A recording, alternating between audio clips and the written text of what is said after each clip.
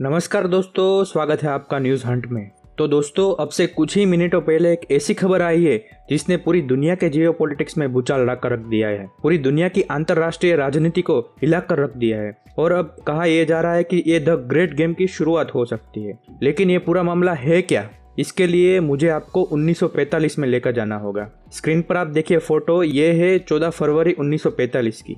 उस समय दूसरा विश्व युद्ध लगभग खत्म होने की कगार पर ही था, लेकिन अमेरिका के जो तत्कालीन राष्ट्रपति थे FDR यानी कि फ्रैंकलिन डी रूजवेल्ट, उन्होंने बातचीत के लिए सऊदी अरेबिया के जो तत्कालीन राजा थे उन्हें बुलाया और दोनों की बातचीत हुई अमेरिका के एक जंगी बेड़े पर क्यों?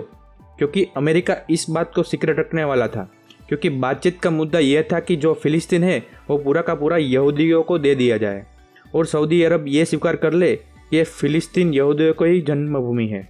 लेकिन जो सऊदी के राजा थे वो किसी और ही मकसद से आए थे। दरअसल इस बैठक से मात्र एक हफ्ता पहले जो सोवियत सेना है उन्होंने पोलैंड में ऑच्विट्ज़ कंसंट्रेशन कैंप का खुलासा कर दिया।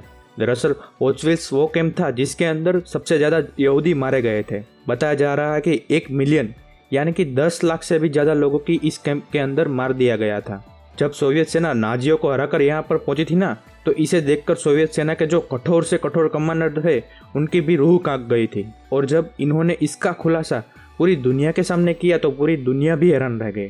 खास करके वो देश ज़्यादा घबराए जिनके पास कम सेना थी और वो साइज़ में बहुत ही ज़्यादा बड़े थे, लेकिन उनकी जो सैन्य क्षमता थी वो बहुत ही ज़्यादा लिमिटेड थी और किसी ने भी ऐसी त्रासदी आज तक नहीं देखी थी।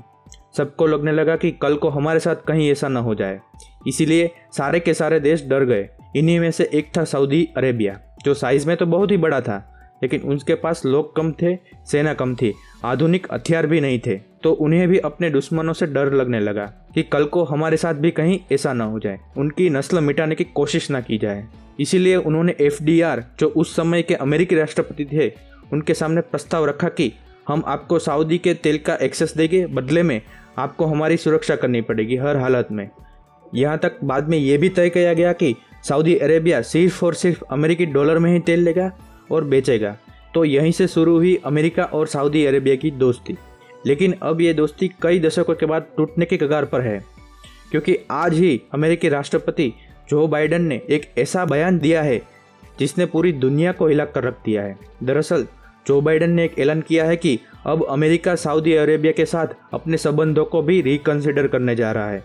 हालांकि बाइडेन ऐसे बयान तो देते ही रहते हैं, किसी को भरोसा नहीं हुआ, लेकिन बाद में व्हाइट हाउस ने खुद इस बात को कंफर्म किया कि जी हाँ, ये बिल्कुल सही बात है कि हम सऊदी अरेबिया के साथ अपने संबंधों को रिकंसिडर करने जा रहे हैं और बहुत सारी छूट जो अमेरिका यारी दोस्ती में सऊदी अरेबिया को दे दिया करता था उस पर भी वो अब दोबारा से विचार किया जाएगा।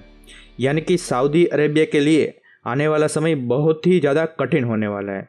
और अमेरिका ही नहीं, पूरी दुनिया भर के तमाम एक्सपर्ट भी ये बात कह रहे हैं कि आने वाले 2 सालों के अंदर मिडल ईस्ट में बहुत ही बड़ा चेंज आएगा। अमेरिका के जो दुश्मन है वो दोस्त बन सकते हैं और जो दोस्त है अमेरिका उन्हें दुश्मन बना सकता है।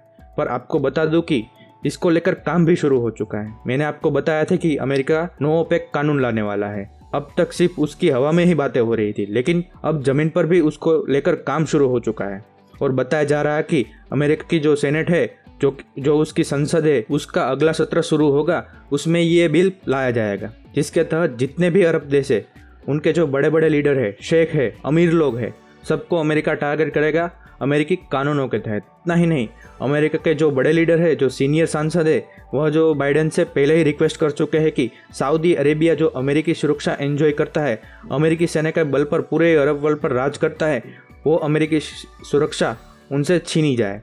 वहाँ पर अमेरिका अपने सैन्य बेस को खाली करेगा। कुछ मांग ये भी उठाई गई है कि सऊदी अरेबिया पर भी सैंक्शन लगाए जाए। लेकिन इस पूरे मामले को देखकर एक देश सबसे ज्यादा खुश है, क्योंकि उसे लग रहा है कि उसकी तो निकल पड़ी। उस देश का नाम है ईरान।